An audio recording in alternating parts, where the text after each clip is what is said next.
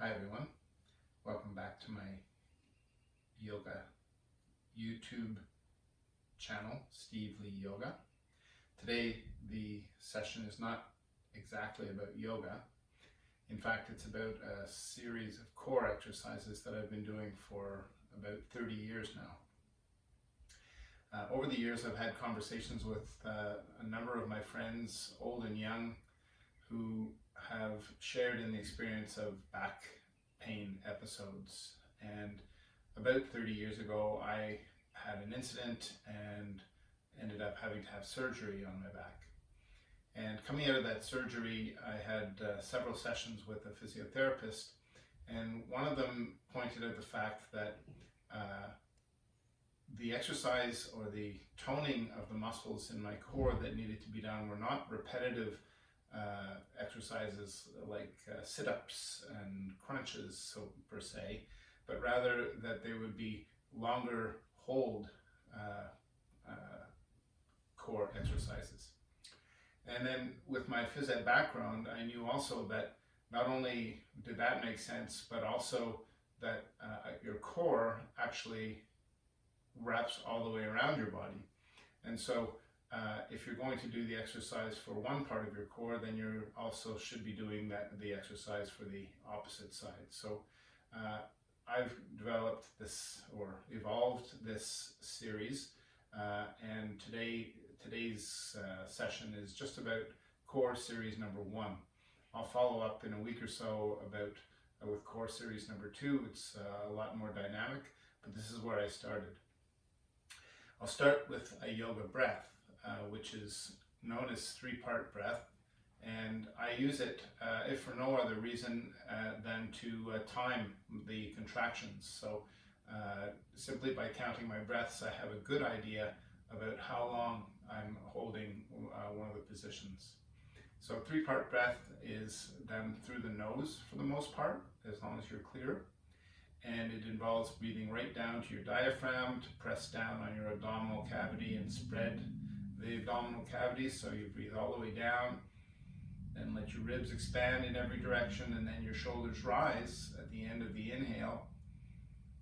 And then at the end of the inhale, you relax your shoulders, starting to exhale, contract your ribs, and draw your belly button toward your spine to complete the exhale. So that 3-part breath becomes the timer. I simply count my breaths and know how long I've held the position. For core series number 1, there are 4 positions, and I'll just go through it with a 4-breath count. So with that, I'll begin. Position number 1 is a basic crunch, and so I'm on my back and my legs are at approximately 90 degrees. The important part is that I'm going to shorten the distance, in fact contract my rectus abdominis muscle. That's the muscle that supposedly makes a 6-pack. My hands are beside my head, not pulling my neck up, but just resting beside my head. And sometimes I get in the habit of crossing my feet, but it's of no importance. The importance is that you're focusing in on your abdominal wall. And so, beginning with my breath, I'll exhale into the crunch and then breathe. And as I do this, the focus is on contracting or shortening the distance between my ribs and my pelvis. As I hold it, my breath might cause a little bit of movement.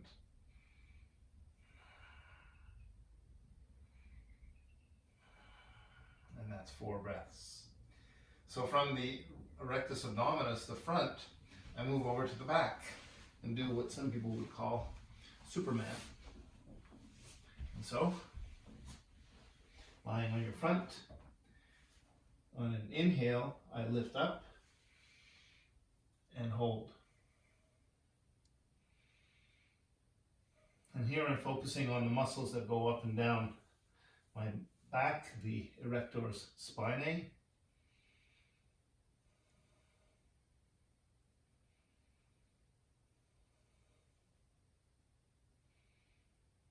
Then I exhale down.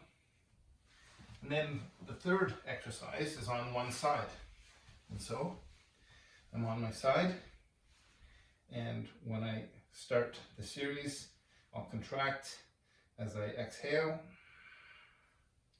It's a bit tippy, so you can use one hand to keep your balance if you want, or you can put your hands beside your head or hand on your hip. And then it's just 4 breaths.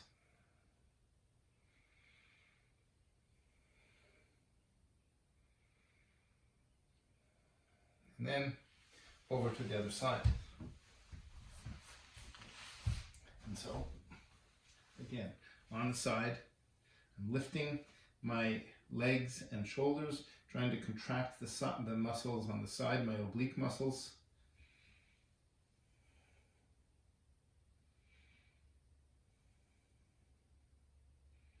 And on the exhale, I release. That's the first core series 1, and that's where I started. That was what happened after the session with the physiotherapist, and the idea was that I would be strengthening all the way around my core so that I could go back to wrestling with my children, playing hockey, and just generally not being constantly cringing when there was the possibility of a sudden change of direction. So thanks, and hopefully this makes some sense to you and can help you. All right, see you next time.